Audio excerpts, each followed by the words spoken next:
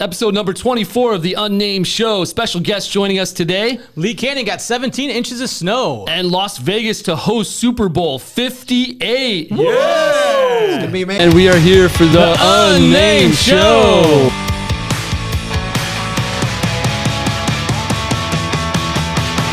Great music going on, and they have specialty drinks.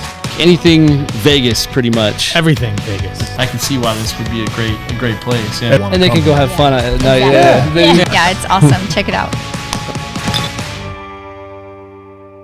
Hey, what's up, everybody? It's episode number 24 of the Unnamed Show. It's Brendan King from the Brendan King Group at Real. Jack Palermo from the Brendan King Group at Real. And we're joined by special guests from the Joe Taylor Group at Real.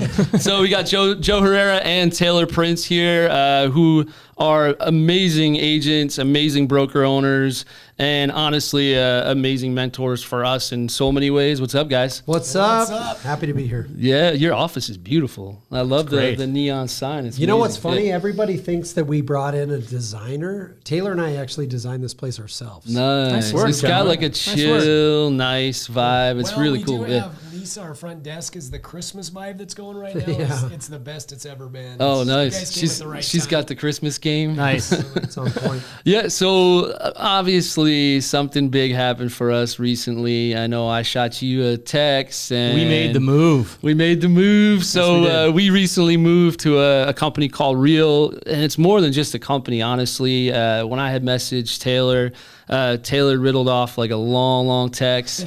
I ran into Joe, and it was weird. Then I suddenly started seeing Joe all over the place. I was like, we haven't Put a seen each tracker other in on like you. 2 years, and it was just like, Joe, what's up? So we made a move to a company that I think will change our game, and I think it's changing a lot of people's games right now because it's more about a culture, like even behind us, work hard, be kind. Like that's something I grew up, I feel like my whole life believing in. And when I saw that related to Real, I thought that was just, it was kind of like kismet. Like I was like, this is meant to be. Totally. But there's more to it than that, obviously. So while we have what we feel is the team that got us to move, can you describe a little more about what's different about Real compared to like a regular brokerage? Like why people should be aware of what's happening? Yeah, so Taylor and I have been a part of 3 or 4 different brokerages in our career. We've owned 2 of them. I think the biggest difference is that I found is that Real Broker is not it's not a brick and mortar place. It's not a relationship with an individual. It's a network. And the challenge we found either as members of a brokerage or owners of a brokerage is this battle between the agent and the broker for profitability.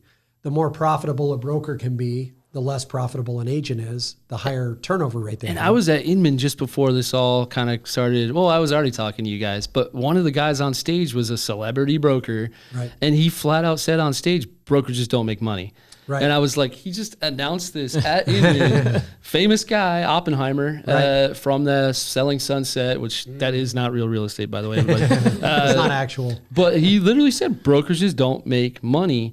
And he said the old model is broke. Like, Yeah, and we found that the more profitable we were, the more turnover we had. So that was our pain point. Our pain point in owning a brokerage, we may have been one of the only ones that were actually making money, but our pain point was turnover rate. We'd build these relationships with agents and they'd look for a cheaper solution. If a brokerage doesn't have turnover, it's because they make no money. So people stay there forever because it's cheap. And so we got out of that rat race, number one, because we wanted to get out of competition with our agents. So no longer was our profitability versus their profitability.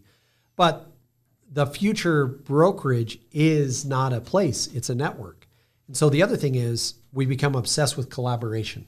Like how do we work with the agents we care about to help them be more profitable, not from an owner and an agent perspective, but from a collective shareholder position where it's like, hey, we're in actuality no better than any other agent. We're not any better than Brendan. He's so good at a lot of things we can't do. Jack's so good at a lot of things we can't do.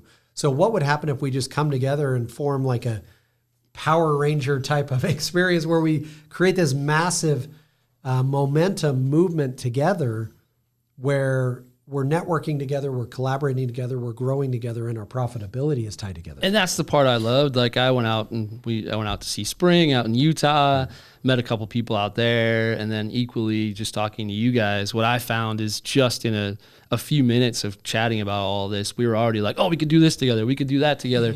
And that's, I'm from an entertainment background, David's from an entertainment background. Like in entertainment, that's kind of the culture. Like you have people who are good at what they do and other people are good at what they do, and you end up seeing each other in a lot of projects together.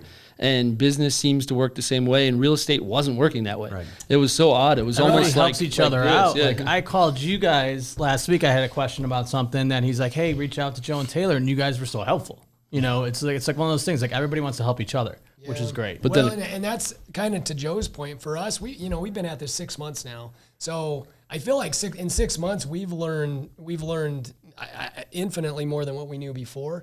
But the thing that probably the biggest, I think, difference to me and to what Jack's saying and Joe and Brendan is it's very linear when you think about, there's a book called The Who, Not How. It's a very linear process to say. I actually have the book, but I haven't read it. We're going to do another whole show about The Who, Not How, because that book is revolutionary. It's life-changing. But I think that the how is very linear, but when you start talking about the who, it becomes exponentially non-linear, and just the connections, the collaboration. That's what I found with Real, is just that collaboration and that non-linear growth, that explosion, that multi-dimensional things that we never knew were possible because of where we're at with the indie brokerage. Well, and not knowing we were going to do this Real deal, no pun intended, we took our team to Tahiti in February. We started looking at Real in March or April. So then I tied together these two principles. So while we were in Tahiti, we were on the island of Moorea. And Moorea. That's where I went for my honeymoon. Okay, so you know. So I've been in Moorea and Bora Bora. How to say thank you in Tahitian? I don't remember. Or hello was Maruru. Maruru was something. Maruru. If that's true, if that's right, let us know. If it's not, then tell us what the right. But what happened is we went on an excursion where we hopped on a bunch of four-wheelers and we were touring the pineapple fields. Yes, I did the same. So in my mind, the islands of Tahiti were nothing but a bunch of pineapple fields. But while we were on that trek, he stopped us and he said, Moorea is the pineapple. That is what we bring to the islands. And there's a whole nother island which is mangoes. And there's a whole nother island which has pigs. And there's a whole nother island which does rice. So it was this group of islands who each became really, really good at things. Then they collaborated together and formed this amazing country, And so for us, now that's how we view real estate. It's no longer us being independent, eyes closed, competitive with everybody. It's now, what does Brendan do that's great? Yep. How can we work together? What does Jack do that's great? How can we work? What does Spring do? What does Jared Fields? What are the Red Rock guys? We've been meeting Spring every Wednesday. Every Wednesday morning we had signed up for a little thing where every Wednesday we spend an hour together, and they've been breaking down all sorts of things that they do that we've added to our business that already we've seen significant differences just by letting them go through their failures to learn something better. Why should I start from scratch again and do it from scratch? I may as well start there and then add our touches, do our thing, and it's amazing. Yeah. Well, unlike Tahiti, real estate, at its core, it's an island. You feel like an island as an agent, as an independent agent. You feel like an island. Real has become the Tahitian islands of the real estate brokerage world, where it comes without the beautiful bathwater water. But even I noticed, I just lost my train of thought. But like with the cultural aspect, like already I notice in workplace, which is where we share, and even online, everyone is already supporting us, even though we're new, and they're like, hey, killing it, amazing, welcome. And we haven't even announced it yet. Right. And like I've already got people direct messaging me saying like, hey, welcome to the team. And I don't know these people, and it's amazing. Like that's great. Nothing's better than coming somewhere and being greeted and knowing that people are there to share and give what they have. Yeah. Well, because guys like us have always preached abundance mindset. We preach it, but do we practice it? And like as a broker owner, we would preach to all of our agents, be abundant, like collaborate with each other. But saying it and doing it is two completely different things. Yeah. And so for us, the last 6 months have been amazing because it's just been this like birth and like explosion of collaboration to where the agents we work with, a scarcity mindset just won't survive. Right. Because we're too collaborative. And so now, rather than preaching it, we're practicing it. And the agents we work with are getting involved in doing it. And we're getting reports back like, my husband tells me I'm just a different person. Like he's never seen this side of me. And, you know, they're building podcasts. And plus it's not cheesy. Like they're in old brokerages that used to try to do this kind of thing. It was a little corny, like parades around the office and things like that. This is like true collaboration.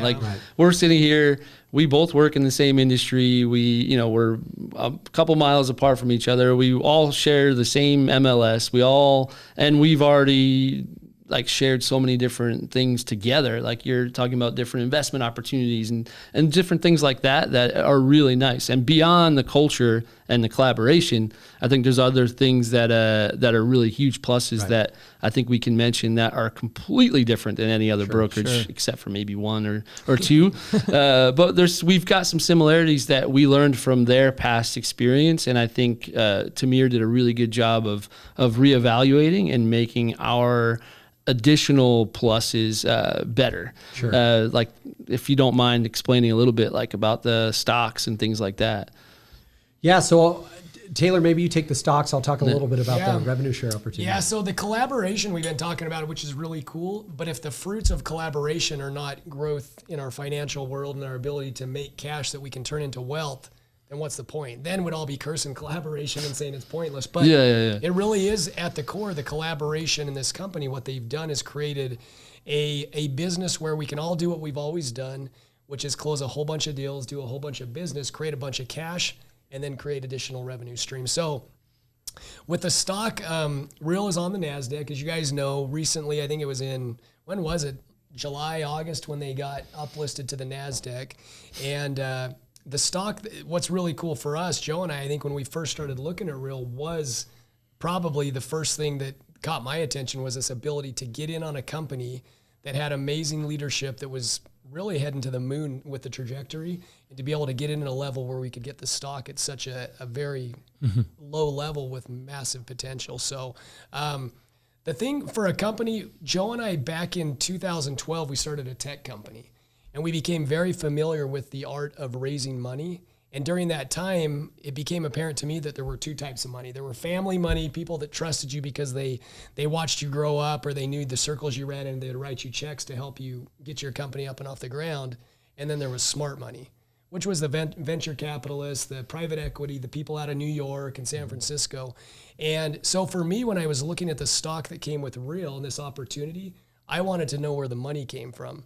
And the company Insight Partners that funded Real. Yeah, amazing company. Yeah, I've done the research. Yeah, they've invested. I just kept going up on the page. And it was just the portfolio, which companies have they've done. I mean, it's Twitter, it's Tumblr, it's Qualtrics that just bought the Utah Jazz in Salt Lake. So all the companies that have invested in, or the company that the biggest funder that has invested in Real is one of the major VCs in this world. So and they literally have, if you go through the list, I think Monday.com, Monday's on there, there's Shop so many Smart companies that you know, And it's smart money that's going into this company. So getting back to the stock, the cool thing about Real, we can sell houses, we can help people buy and list, we can make money that way. But also when we do production and when we reach the company cap, the company gives us stock. They give us stock and we become owners.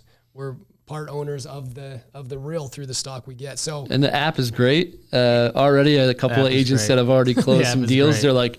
They're like refreshing, trying to see, and they're like, this is cool. Like they're enjoying. Even like one of the girls bought her first stocks on her own because she wanted to buy some Real on her own. And so she did it just because now she's interested in it. So it's even teaching her something that she had never really been interested in before, which is kind of fun. Yeah. And so the stock, really, you can get it 4 ways. You can buy it just like your agent did. Anybody can do that. You can also, when you close business and reach your cap, you get paid for production. When you attract an agent, you talk to somebody, whether they're in Missouri or Florida or Wyoming that just opened or Idaho, they decide to come over to Real. When they close their first deal, you get stock for doing that. And then also every time you close deal, you can actually have a portion of your commission up to 5% before you cap, 10% after you cap, paid directly towards stock, and you get a bonus for that. which is on the screen there. But it's 25% bonus matching from the company for stock that you purchase from your commission checks before capping. And then after you cap, they match 50% of whatever you purchase, which is unheard of for anybody that comes from the corporate world when it's 3, 4, 5, maybe 6% match. To have a 50% match it's ridiculous. It's crazy. It's crazy. And at no cost. Yeah. Obviously just work. You have to do your job and close some Yeah, deals, you gotta do work. but technically at no cost. Yeah. Well, the dirty, maybe not even a secret, the dirty truth we all know as real estate agents is, historically speaking, as an industry, we haven't been great with our money. People can make big paychecks. Yeah. And then the Lamborghini pulls up. yeah, yeah, exactly. Yeah. So what do we do? How can we really help people? So we're figuring out profitability. We're figuring out investments. We're figuring that stuff out as we go. But we've also, owning brokerages, I mean, we've interviewed 60, 70-year-old agents who killed it in the 90s, back in the days of magnets and pizza boxes, you know? And they have nothing now. Yeah. And so it's like, what would their world have been like if when they were killing it, they were reinvesting in themselves? This happened to somebody you know as well from our old brokerage that she had called me and having a little struggle right now. She's an amazing agent, amazing, but it's just a different world. And so she had asked to come, like, have coffee and just sit and figure out some things with her for marketing. But the world is different, and I feel like if you don't pivot and change, it's gonna run you over. And especially in the future, I think this industry is gonna be a different world in 5 years. Yeah, totally. Well, and one of the big things is the revenue share, right? So when Taylor and I owned our brokerage, there was a one-way relationship. They would close deals, we would collect the commission, and then we would distribute to them their check and pay them. And that's it. That was our relationship, right? When our agents would bring on other agents, we would give them an attaboy. Every once in a while, we may give them we may take them to lunch. I don't even know that we did that much, but it was like, hey, thank you. At most, we would waive their monthly fee. They were paying $100. So it was like, if you bring over 3 agents, we will waive your $100. Where what Real did was say, what if our massive North American marketing budget, rather than purchasing billboards and radio commercials and TV spots during the Super Bowl, what if we say, Brendan, as you grow, Jack, as you grow, Joe, Taylor, as you guys grow, we will redistribute the portion that's paid to the brokerage back to the agents. So then we become, my life becomes the marketing engine for the company. Yeah. So rather than being a billboard or a TV show or a gold jacket or whatever, it's me. I'm the marketing. As long as it's a Golden Knights gold jacket. Yeah, exactly. I'll take that. So that's what I love is at Real Broker, you have the ability each time a deal closes, if you sponsored an agent into the company, you're going to get 5% of that commission until they cap.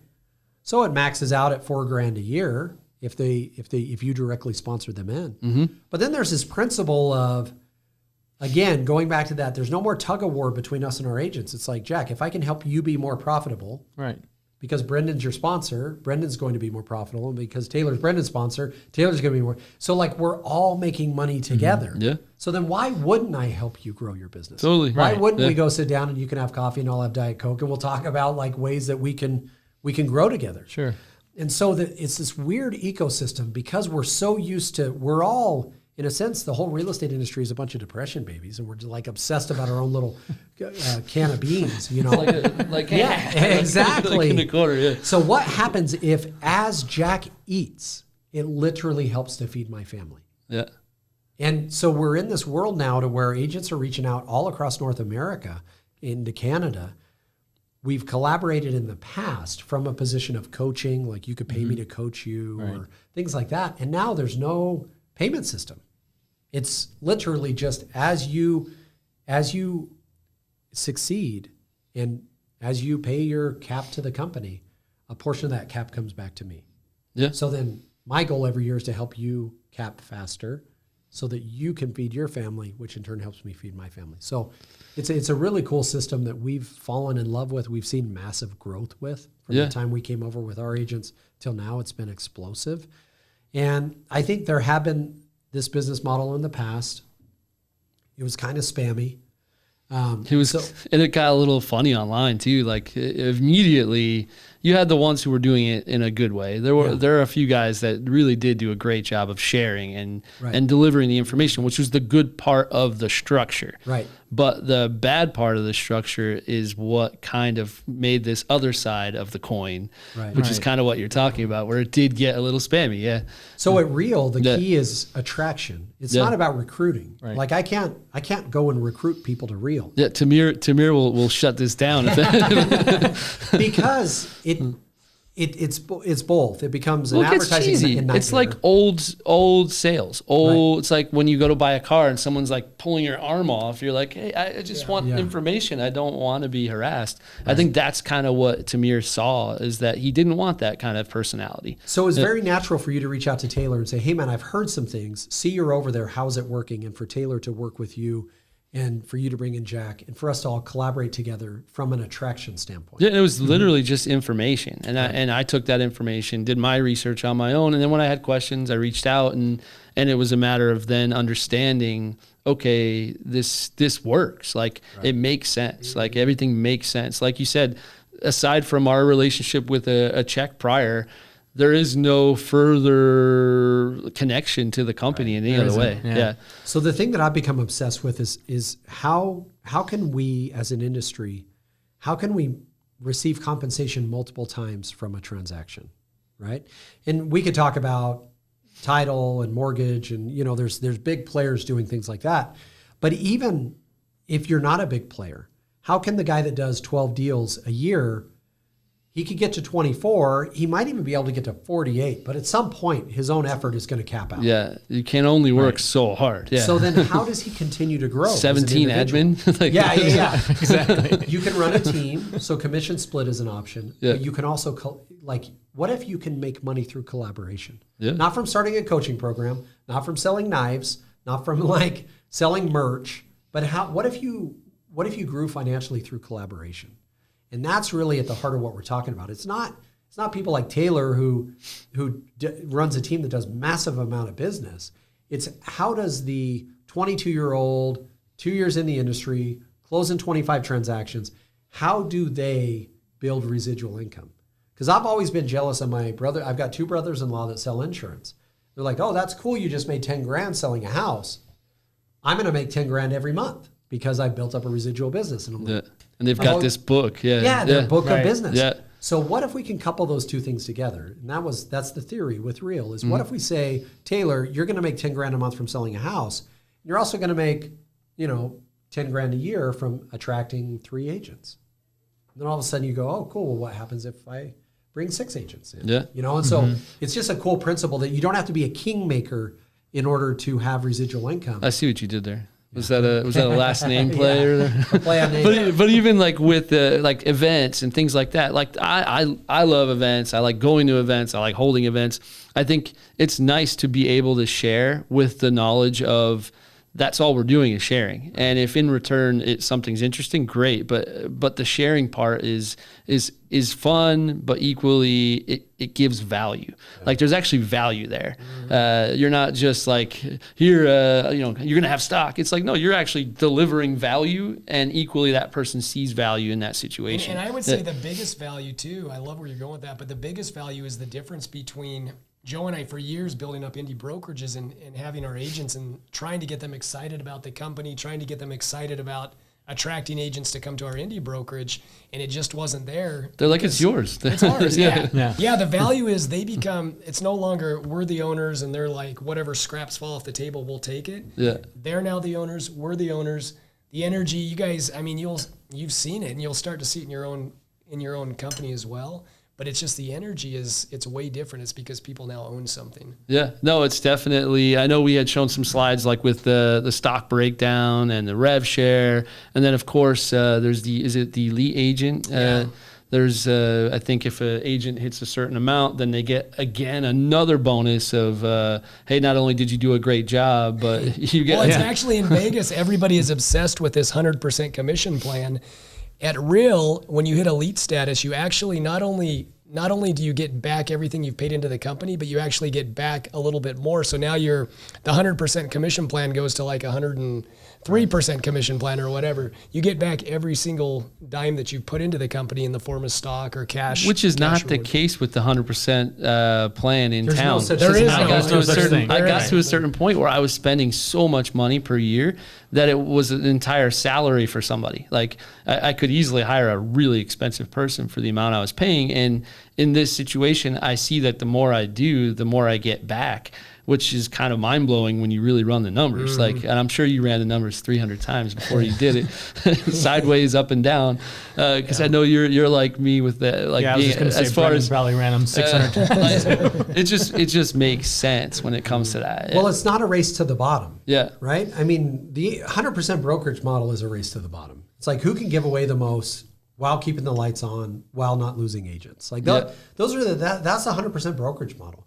This is not a value. This is not a cost play. This is not a cheap play. It's a value play. It's what company can you belong to that provides value to you? There's another company that does profit sharing. I don't love that, right? Yeah. So if you say, "Hey Joe, let's partner up and we'll split the profits," my next question, if I'm smart, is going to be, how do you define profits? Well, since we broke even, Joe. Yeah, exactly. There's nothing to split, right? So the nice thing with Real is the stock, the revenue share. Sharing revenue is much different than sharing profits. Because it's there. Well, because it's not the cost of lights and the cost of salaries and the cost of, doing business comes out. In and goes right back out. Right. Yeah. And so the revenue share component is massive. And like Taylor said, for somebody that does a lot of business, their effectual cost to belong to the company becomes virtually nothing. Yeah, that's crazy. And that's huge, I think, especially for some agents who feel they can't leave because they're at that point. Because in any company, when you're at that point, you get these awards and all that. But in the end, those are just awards. It's just a plaque on the wall or a photo on Instagram, and but you're not getting something of value back. I know we had a few other slides regarding Real, and like obviously like the expansion. I think this is an updated map too. Like they're growing insanely fast. Like they're across nearly what are we at? 40 some odd states. 41, Yeah. And then in Canada, Yep. and growing incredibly fast. And David, can you push to the next slide? And this is a big bit of news. Huge. I know recently I saw you guys blowing up the internet with one of the brokerages that you guys paired with and collaborated with, this brokerage in Utah called Red Rock that moved 275 agents to Real. So obviously with a brokerage this large doing 1.2 billion in volume, they equally saw something that they were attracted to, right? Yeah, I mean, I think for those guys, they love their agents. They were Taylor and I always tried to be compassionate and involved and things like that. These guys lived it. So Matt and Alan and Adam are amazing owners. They realized that they were in a race to the bottom. There's other companies in Utah that were undercutting them, and then they would have to undercut. So that tug of war with the agent, it was like, well, we can't lose our agent, so we have to cut our costs. And it's a losing business model because at Red Rock, they were not able to offer shares of the company to their agents. At Red Rock, they didn't have a rev share component to their company because, again, it was a cost play. It was And a if race it's to the not bottom. built in, it's really hard to go backwards and add it. Exactly. From what I've heard, yeah. And so they saw the ability to say, we're going to create an actual win-win, which is it's unbelievable when it's shared. It's like, well, it doesn't work that way. Like you're actually, what's in it for you type thing. And so the only thing that was in it for them was the same thing that was in it for Taylor and I when we transitioned Love Local Real Estate, which was growth. So they transitioned with 275 agents. And so their hope would be that eventually each of those agents would catch on to this system.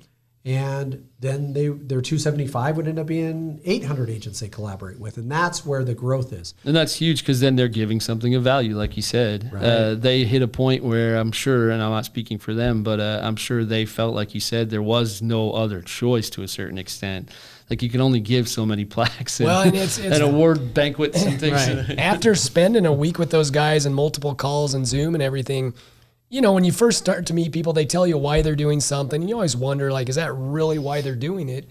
And from the beginning, they said, we are doing this because we want to give our agents the absolute best. We want to give them more than we're already giving them. And what they were giving them is, we had never seen anything like it. I mean, the best swag. They have like puff jackets with Red Rock written on them and stuff. I even noticed in your photos and videos, they already took the real signs and put their logo on the top. I was like, they're quick. They have the best. They give their agents more, just everything support. So when they came to us and said, we truly want to do this to give our agents even more, I wasn't sure that I, you know, at the core, like surface, did I believe that? But after spending time with them and seeing the research they did, I mean, talk about, you know, you joke about the research that we do when we check this out.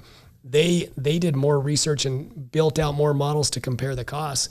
And they truly believe that this is something that's going to benefit their agents. Yeah, and I think what we can all agree on is just the future, really. I think I think this model will only continue to grow, and especially with Real, I think that our culture at Real will only continue to grow. And well, that was the challenge I ran into, is when Taylor and I started running this model, we were like, dude, we're, as small brokerage owners, we're screwed. Yeah. Like, once agents understand that this is the option, like, let me get this straight. I could either pay 15 grand a year to Love Local Real Estate, or I could pay 15 grand a year to Real. When I pay 15 grand a year to Love Local, I get attaboys and, you know, Christmas parties. When I pay 15 grand to Real, I get attaboys and, you know, great company culture and shares of stock. Like, and the ability to build revenue, right, and residual income. And like, wait a minute, like, why wouldn't I just do that? Yeah. So we were, in a sense, if you can't beat them, join them. We weren't going to take Love Local public.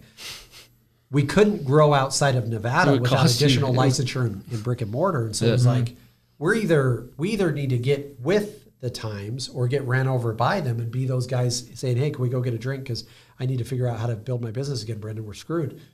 And so we chose to lead our agents. Red Rock chose to lead their agents into that model because their agents were going to find it anyways.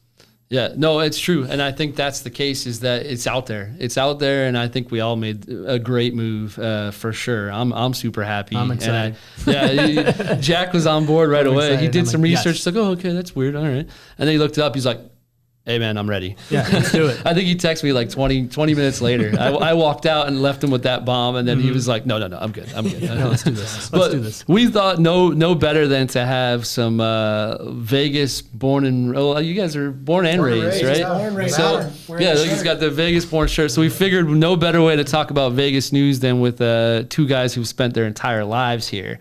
You know what? I didn't think we'd talk about Real that much, but it's hard not to.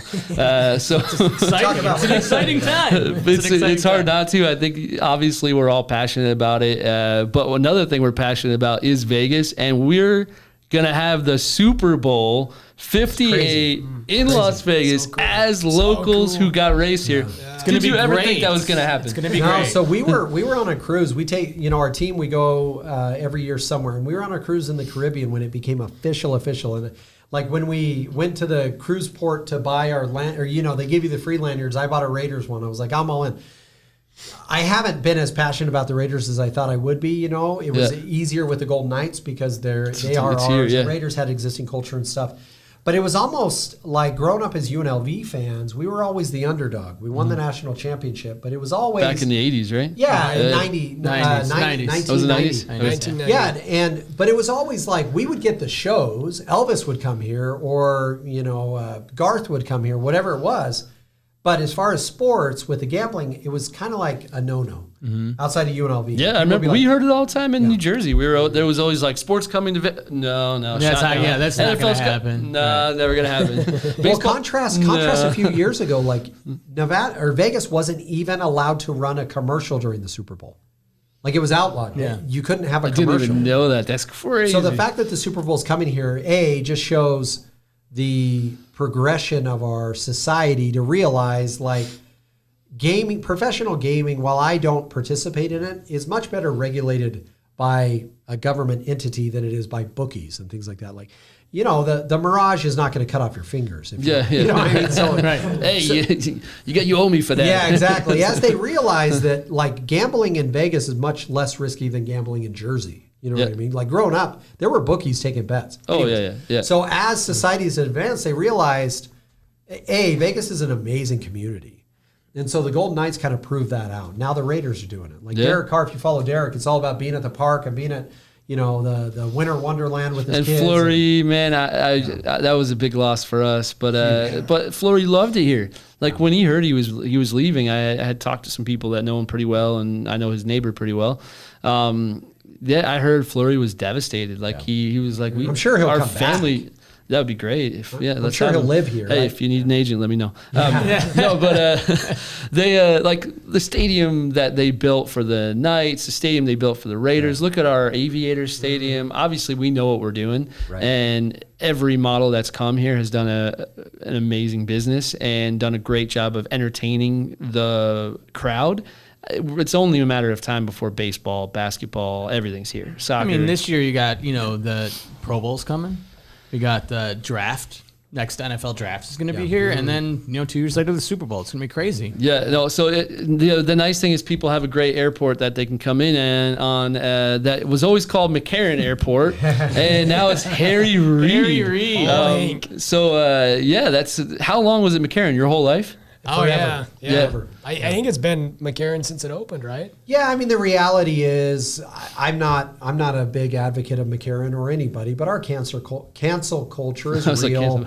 And in our meeting this morning with our guys, I said I'm super grateful for two things. One of them being like the ability to manage my inbox on Gmail with timestamps and things like that. Number two, that social media didn't exist when I was a kid. I can only imagine the stupid things I would have said. And so the reality is you're not really allowed to be anybody anymore that had a past of any kind. We can't learn from our mistakes. We just cancel it. And so right now the flavor of the day is Harry Reid was our senator for a long time. Longest sitting senator in Nevada history. Yeah. So, I mean, I'm not opposed to honoring him, but it's not born out of honoring Harry. It's born out of McCarran said something stupid at some point for something. And John Wayne's going to go through it down in Orange County. And because John Wayne said things. It happened with stadiums. Remember back in the day, like where the Devils used to play in the Nets, it was called Brendan Byrne Arena. And I was like, yes, my name right there as we drove by. And then it became Continental Airlines Arena. And then it's like even that whole thing I thought was like it was nice to always have a stadium named after somebody. But yeah, in this I know what you're talking about. I saw a guy. We were up at Springs you mean office, the Washington football team. Well, and there was a guy there from DC, and he had on a Capitals hat, and I was like, bro, this is Golden Knights country. What are you doing with that hat on? He's like, I'm from DC, and I was like, so where are you at with the Washington football team? He's like, I. Don't bring was up wearing my Ovechkin Redskins jerseys and like jackets after the change of the name, and like people were throwing eggs and stuff. It was a whole thing. So that's part of what's going on. It's not just to honor Harry. It's part of the cancel culture. For take it for what it's worth. I don't disagree, and especially when something's that long, it's a long time. Like it's been decades. So of course, if you guys want, oh God, I skipped ahead, but yeah, this is huge. So this is huge. This came up yesterday. So what do you think? I think the inventory is so low that. Who knows? Obviously, we can't predict the future, but I think it's time. Like interest rates have been at zero forever. We've been buying bonds forever. Springtime, if they start pushing rates up, I think it's probably due. Like, what's your opinion on it? I would say, for me, it's mixed. We're in the business, so for us, it's kind of we want rates to stay low so people will keep buying houses and the market will stay healthy and we can, our business will thrive, which it is. But at the same time, I was talking to a friend of mine who bought some land 2 years ago and now it's doubled, almost tripled in value. Yeah, we were chatting about that. Yeah. And we both agreed, we're like, as awesome as this is to own land and own property, inflation it's going to a scary place. Yeah. And it kind of if eggs start to cost the same as a house, I think we'll be upset too. yeah, exactly. Do I buy a house or a dozen eggs? It's like I don't know. Yeah, and the rate. I mean, what is the prediction? You probably got it on there. So the prediction was that it was going to be small increases. So starting in the springtime, I assume usually they don't do anything more than a quarter point up or down typically. Yeah. So we'll see. I think whatever they say today, I think it's only going to change by the time that time comes. Right. If we see next week, actually. Sure. yeah, exactly. And the fact is, I mean, I bought my first house in Vegas when I got married, and I think our interest rate was 7.2 or 7.3. My dad's was 18 right, in that was like the 1988. 80s, right? 88, 18%. Right. Yeah. But anything back then, anything that was under 7 was phenomenal. And then when it went anything under 6 was amazing. And then I got a 5.3 and I was rolling. I was like, I was like 2003. I was like, woohoo. Now people are mad if it doesn't start with a 2. Yeah, oh yeah. Right. I had that talk with somebody Seriously. today. I was like, you're probably looking at 3.1, 3.2 for her situation, and she's like, oh, why so high? And I was like, it's not that high. I mean, I think the reality is there's a housing shortage. People are going to keep buying houses. I think we saw the other day 2,100 homes on the market, and the normal market for us is 11 or 12,000. Well, there's 3 to 4 million roof shortage in America, and that's not all half-acre $1 million homes. It's a lot of starter homes that aren't available. So, what we're looking at, I think, is the elimination of middle class to some degree. It's there's going to be people who scoop up rentals, and as inflation hits, they're Never going sell to make it. a ton of money. Yeah. And then there's going to be people who can't afford to buy a house, and so that's scary. But I think we've got equity funds buying thousands and thousands and thousands of homes with no plans on ever selling them. Yeah. Like they're just protecting their cash and putting them in an asset that they know they can leave them in. Yeah. Well, I've always hoarded cash at home, but now I pay for everything with cash. Like when we have somebody come and put up a wall or paint or Do you pull that out of your mattress? cash. Do you pull that out of your mattress Yeah, first? yeah, because I'd rather have. What was your address again? Yeah, I'd rather have an address than. Yeah. I'm sorry, I'd rather have an asset than cash. Oh, for sure. Yeah, yeah. And so this inflation's scary, but I think if you play it right, you're good. There's always a benefit in the market somewhere. Yeah, On there's the always an other opportunity. end, or an opportunity is a better way to put it. And of course, if you guys want any information on anything we're talking about, you can always go to our website, www.king-vegas-homes.com. We'll have the podcast, any links to anything we're talking about, any of the information about Real or any of the Vegas news. Always check out the site at www.king-vegas-homes.com. Or if you want the market update sent directly to your phone, 702-553-1955, text market. Which we update, of course, every single week. Say, what was the total? 2276 was the active listing. So, yeah, pretty low. Every single week we update this, every Monday. So, on the point of like inflation, rent increase 27% so far in Vegas this year, which crazy isn't even the high in the nation. Right. Oh, really? Who's the high? Arizona Yeah. leads with 38% increase. Wow. That's insane. So, Scottsdale, you're going to be paying $3,000 for like a little starter apartment. 600 square feet. Yeah, Right. but even like you're saying you're born and raised here. A hotel that I know since I was a kid was the Mirage, like the volcano, and it was on all the movies and everything else. What's your thought on the fact that now Hard Rock is buying the Mirage? What's your thought on this, or taking over operations of the Mirage? Joe can talk more about like the technical stuff, but I just love that the guitar. The guitar is awesome. The guitar. So they have one in Hollywood, Florida that I've been to. It's the Hard Rock Seminole. It's right there. Oh, look at this. That's pretty sick, actually. It is awesome. Look at it's that. the coolest thing. You're pulling up. You're like, wow. So obviously Vegas Strip alone is amazing. Yeah, so it needs a guitar. Just seeing that, it needs a guitar. We've got a pyramid. We've got the Statue of needs a Liberty. guitar. We need a guitar. Well, I think for me the key is the strip has always been an annoyance. Yeah. Until the pandemic. And Taylor and I were skateboarding down the strip on electric skateboards, and it was like, this is rad, but this is scary. Yeah. Any progression on the strip is a progression for us, right? Yeah. Like, look at there's so much construction down there right now in the middle of inflation, in the middle of a pandemic, and there's nothing but huge growth right now across the city. which I learned. So the airport was always an annoyance. The strip was an annoyance. The traffic was an annoyance. I've never been more grateful for airport traffic. Yeah.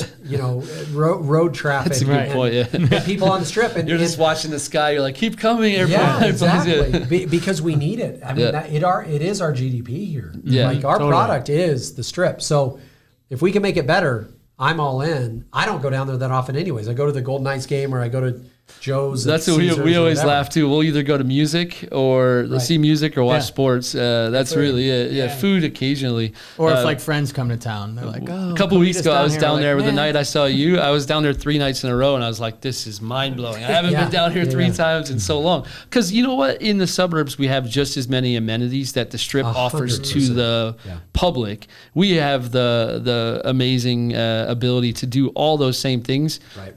Even gambling or not gambling, you have the same access to restaurants in the suburbs too. Mm-hmm. Great restaurants from chefs who worked on the strip, which we chat about all the time.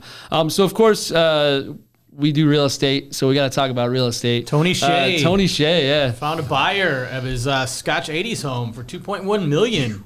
Scotch 80s 2.1. This thing was 14,336 square feet. Sits on an acre and 3/4. Has a main home and a carriage house with an indoor pool, elevator, lush landscaping. Yeah, Scotch 80s, if you want large lots, that's the place to be for sure. And doesn't it almost seem weird that it only went for 2.1 million? It does, actually. I was expecting a larger number. I mean, in this market, we've got square footage alone. That square footage, the area. We've got stuff in our, up in the Northwest and tract neighborhoods going for 1, 2, 1, 3. That's half acre, So to see Scotch 80s and that, it's no, for sure. Especially when you say Northwest, and then the next home that we have actually is called the House of Roses in the Northwest, selling for $8 million. Yeah, Tony needed to have the King Group list that house. Yeah, what's wrong with him? Come on, Tony. But look at this thing with the horse corrals and the grass, and it's like the Spanish architecture. Very cool. Something I feel like it's something you'd see in Hollywood. Really, very similar to like old Hollywood homes. Yeah.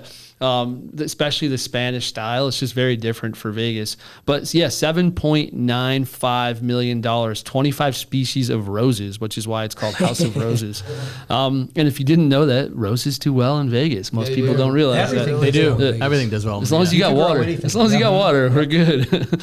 But yeah, Spanish style architecture, 8,200 square foot home, was built in 2003. So yeah, all you Californians, if you want a house that's a true $8 million house, give me a call. This is a real deal. I bet you could have picked that thing up for $1 million back in the day. During the recession. Oh, I'm sure easily. There's that big castle up in the Northwest there too. That was selling. Just around $1 million. Remember? 1.3. Yeah. And it's changed hands twice since then. Actually, it's just cool to see real estate in Vegas. When I got in real estate, I was driving limo for Frank Napoli Sr. No way. Yeah. Wow. That's amazing. And square footage was square footage. Yeah. Nobody paid for upgrades. Nobody paid for quality construction. Nobody paid for anything. It was 2,000 square feet was 2,000 square feet. Interesting. I think Chip and Joanna Gaines, I think the Property Brothers. I think people care. People care now. But I think it's the same with style. I think Instagram may be a little bit a part of that, and TV. Yeah. You see what you can do. I think before you just did what you did because it's all you knew. Right. Now you see, I want a cool kitchen like that. Oh, I want to wear that outfit. I want those shoes. Mm-hmm. I didn't know the sneakers could be that cool. So now I think people will see Chip and Joanna put 50 grand into a house, and they're like, "Oh, okay. So that house I'm looking at, someone must have put 50 grand into this. So I'd rather buy this with 50 grand done to it than that without it." So it created a price gap that is no longer just dependent on square footage. It's now, so as real estate professionals, I mean, it's awesome. And growing up in New York, that's how it was in New York and how it is in LA. It's not about this house, this square foot, price per square foot. In LA, a house 2 doors down could sell for $5 million more just because it's cool, and because some rock star who has unlimited money. Just yeah. But and one of the cool pluses about living in the desert is that we don't only have the desert, we have the mountains. And Lee Canyon just got 17 inches of snow, which was massive. 17 inches total, which means the Rabbit Peak will be open finally. Yes. Let's go. Is that Rabbit the last Peak. one to open traditionally? Or is it the first one to open? It's usually the first. Yeah, because it's tomorrow. Because they'll have lessons. Is it tomorrow? Mm-hmm. They'll have lessons and things, so they can sell their lessons to like families and stuff like that. Awesome. But this is a little late this year because we've been a little low on snow. But I know up at Mammoth got your buddy's 8 up there. 8 feet of snow. Yes, he's sending me videos like from his living room. And it's like it's covering up his door. That's awesome. Yeah. The real question is how much in the mountains of Colorado and Utah. That's what we need so we can fill up Western our lake. Colorado. Right. I know Brian had, because I've got my camera on my property there, so I always watch the snow come down. I want to say they got like a foot or 15 inches, but it's still not enough. They need more. The next week they're going to have 26 inches. Wow. So it's going to fill up Lake Mead. And all those people getting new snowboards and skis for Christmas. For sure. Yeah. Las Vegas Ski and Snowboard. If you haven't been, check it out up in Lee Canyon. Christmas deadlines, Jack. Dude, yeah. So it's close to Christmas. We are officially, 9 days away from Christmas. Y'all need to send, if you're going to send something, send it now. Mom, Dad, don't worry. Your gift's going to get put in the mail tomorrow. if you want to get it by Christmas, here's a whole list for you. There's also going to be a link in our bio, so you can go take a look at that, so you can get your stuff there on time and not be yelled at by family members for missing the day. Yeah, no, or your wives. Yes, that's true. Yeah. My wife will be on me for that. So we do have a couple local holiday things that you wanted to mention, I know. Yeah, there's a pop-up bar. It's the the Shady Grove Lounge, the Bad Elf Pop-Up Bar. It's over at the Silverton Casino. So all decorated, all Christmased out and crazy. Like the last few weeks, we've been talking about all these crazy pool table, Christmas foosball, mini bowling alley. Your favorite holiday menace, Elf on the Shelf, but as an angry Elf on the Shelf, that elf looked bad too. If anything, if I remember, I was angry some mornings when I forgot to do it the night before, and I was like, "Oh no!" The best ones are the like mocks, like the Mensch on the bench. Yeah, Sprite in a fight. And stuff My like neighbors that. have the Mensch on the bench. Yeah. Snoop on a stoop. I saw that too. It was like That one's awesome. For shizzle. Yeah, for sure. So Jean-Marie Auboine Chocolatier Factory Shop. I don't know exactly how to say that. So an award-winning handcrafted artisan chocolate company Is that from. the guy that run? Did you see School of Chocolate on Netflix? Is No, that the I guy? haven't. Oh, Dude, you know it's what? awesome. I don't know. It's a We'll Vegas, look into Vegas that. chocolate chef. He's the one that builds like the periscope out of chocolate and the chandelier out of chocolate. Oh, Anyways, cool. He has a show on Netflix. What is it called? School of Chocolate. School of Chocolate. We'll add that. We'll add that to the link so you can check that out as well. But yeah, Jean-Marie. We'll check if that's the guy. I wonder if it is. But he's got a little Advent style 25-piece Christmas tree book, which you're a little late for if it's now because Right. you're already 9 days away. Now, adding a little bit of morbidity to to Christmas, the official Saw escape rooms. Wow. Which is pretty crazy, but there's 13 rooms and they're all decorated for Christmas. How weird. That is weird. And of course, if you want a date night with your spouse, you can go to the Cosmopolitan, How the Grinch Stole Christmas. They're going to do a movie date night on ice. So you can cuddle at the fire pit, toasty with a signature cocktail, and watch a holiday film with a 65-foot digital marquee. Which is pretty cool. I haven't done this yet. Have you? I saw a band. I think I saw New Order. Any of you guys 90s bands? But I saw New Order at that saw venue, the and it New was Edition. awesome. Yeah. Well, they're coming. They're coming. I would go. New Belle Edition DeVoe. will be here in March, and they're going to have a residency. Oh, that's awesome. They are. Yeah, So I went Joe's. to Enchant or whatever that's called. Yeah, it's great. Yeah, we That's went there pretty too. cool. That's pretty Yeah. awesome. Well, I just I need took to my go. kids the other night. It was fun. I almost missed the COVID days of super light crowds because it was freaking nuts. It wasn't too bad. We went went- Sunday night, which was probably We went a the good first idea. night, and it wasn't bad at all. That's because the Instagram shots weren't out yet, and Right, then everybody else exactly. knew. That's Because everybody's posting it right now. And of course, on the sports side, Bishop Gorman back on top, won the state football title again, which they kind of fell out of Couple years, yeah. fell out of it for a few years, but they're always back. good. All the other local high schools are cursing that right now. Yeah. Still, players. It's one that we don't know if we should mention or not because the big fans are big fans, and the other ones are like They sent 7 players on scholarship too, That's which is pretty amazing. awesome. So Really 7 players on They took a pay scholarship to decrease from college. what they were getting at Gorman, so that's good. That's probably some truth to that. And of course, there's a restaurant giveaway in Huntridge. There's actually a developer who is going to give away your own restaurant if you win. So you can actually enter, and they're going to do a shop giveaway where the developer will build you a 3,000 square foot restaurant if you win. So Jay Dapper, Dapper's done a lot of cool developments in town. Actually, he's some of my favorite retail developments because they're unique and different That's and cool. architecturally That's cool. I hadn't heard architecturally that. cool. But yeah, he's going to give away a 3,000 square foot place. We'll have the links if anybody wants to enter. Jack, Got some crazy ideas, names for pho restaurants too. If anybody needs some help, I can help with that. what the fuck? Yeah, what the fuck? Jack, what do we got here? So, don't forget about the Raiders. The Yeah. Raiders, they are playing the Browns this week at Cleveland, but Cleveland is, their quarterback is out with COVID. Their head coach is out with COVID. There could be a chance. Yeah. So they're saying there's a chance. And I apologize, I skipped over that. But yeah, hopefully the Raiders have a chance this week. Hey, we're all Raiders fans. We have to be. They're the local team. Yes, we have to be. But they need to pull out a win. They need one like right now. So just to wrap it up, we have some entertainment and restaurant information. So the best new restaurants in Vegas. What do we got, Kono's Jack? North Shore. North Shore is famous for pulled Kahlua pork, slowed roasted for 12 Making me hours. hungry here. Served on a toasted French roll. Their sandwiches, there's breakfast bombers that they have, which is kind of filled with everything awesome for breakfast. Dang. Lunch sandwiches, they're served with Maui onion potato chips, all sorts of good stuff. They have It happy looks hour good. every day from 3 to 6, and $4 off your Kahlua pork plate. and lemonade combo. I'm on that. Let's I'm on go. it. Let's Right. go It's now. supposed to be great. It's supposed to be great. Yeah. All this talk of real made me hungry. So entertainment, of course, if you want to check out anything on our YouTube, go to our Brendan King group YouTube, and we've got lots of shorts. So we break out all different things from all our different shows for different information. Right now, we've got one about the West Side Story review. Spielberg gets his groove back. So Spielberg supposedly did a great job on this movie. I haven't seen it yet. Did you see it, Dave? Yeah. But supposedly he did an amazing job on the movie overall. He's back. He's back. Nice. He's back. Yeah. Spielberg's back. What else we got, Jack? All right, so there's a new immersive Las Vegas Strip attraction called Arcadia Earth. Highlights beauty and the peril of our planet. It looks like, what's that movie with the underworld? Waterworld? No, the one, Waterworld's cool. the Avatar? 80s style one.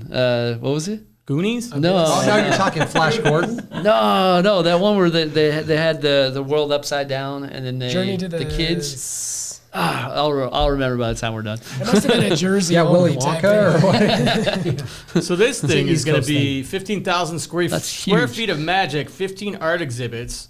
Will remind us of the world's unique beauty of our own planet and the unprecedented peril it faces due to human actions. And thanks to COVID, each exhibit contains QR codes, so with links to ways to help the Earth on different that's the neat. exhibits. So That's awesome. I think this is going to be the year of the QR code. Honestly, I always thought it was going I just to. got my Popple built out. Did you? Yeah. What's a Digital business card. Oh yeah. Actually, I have seen those. Actually, send me that. I want to I check that handed out. the guy a business card. He's like, "Where's your QR code?" And I was like, "That's a good question." Popple. Popple. Yeah, we'll check that out. What do we got? Shania Twain is closing her show here, and the Wait, didn't it Doobie just Brothers. Yeah, Shania Twain's closing her show. Shania? She ends next September. And then in May, the Theater at the Planet Hollywood is welcoming the Doobie Brothers with Yes. Michael McDonald, which is amazing. I'm sorry, I saw him at, Hollywood Bowl, right before the pandemic. He's amazing in concert, just to say. Michael McDonald is amazing. Is Michael McDonald a former lead of a band, or who is Michael He McDonald? was in the Doobie Brothers. Oh, he is Yes. Doobie Brothers. He Okay. is. If you heard his voice, you would know it. You would know it in Norm 2 Macdonald, seconds. yeah. You would know it in 2 Macdonald seconds. His voice is really unique. He is pretty amazing. And of course, Garth Brooks, the one-man show, is back again. So the Nice. one-man show coming back to the Las Vegas Strip. Where's he playing? He's at the Park MGM, which is an awesome venue if you haven't seen music there yet. It's purely built for music, and they did an amazing job. But yeah, Garth is back. You know what's pretty cool about that? What's that? No photography or video throughout the show. That's People can actually nice. actually be in the moment. You can't take your Wow. phone. And not. How are they yes. going to even enforce that? So I went to a show at Lockers. the Cosmopolitan before, and make you lock 'em up? they give you these bags and they lock up your phone when you go in, so you can't take it Wow. out, which is kind of crazy. Dude, as Yeah, a then you get it parent, cleared I on the way need, out. I need That's pretty to- awesome. My phone, my That kid's is phone awesome. needs to be locked. I bought a case, and you hit the button, and you turn the dial, and you can't open it for the number of minutes or hours that you set it to. Wow. Why so are we I selling did that real with my estate? kids. I Let's put my sell kids' bags. phones in there, and went, and then my one daughter was like, dad. "You know, I can break that, Dad." I was like, "All right, okay, let's not go that far." But of course, anytime you guys want any information, you can text VIP to 702-553-1955. Get on our VIP list. We'll send you any information. Text Market if you want any the market updates sent to your phone directly every Monday. Text Market to 702-553-1955. And of course, our favorite, text Dine to 702-553-1955. Joe and Taylor, I can't believe you have not joined our Dine list yet, but I know Yes. you're What is it? Gentlemen. What is it? Text dying? Dine to 702-553-1955. Hey, awesome to have you Thank you, guys. guys. Honestly, it's awesome to be a part of the Real family. We appreciate you guys in all ways, and just love the fact that we know we can call you, and you're so willing to share, and just can't wait to grow more with you guys. We really appreciate you guys coming out. Yeah, thank you Awesome. guys. Thanks Thank for you guys having very us. much. Great. Yeah, Appreciate and of it. course, check out the show, and we'll see you guys next week. Have a good one. Boom, baby.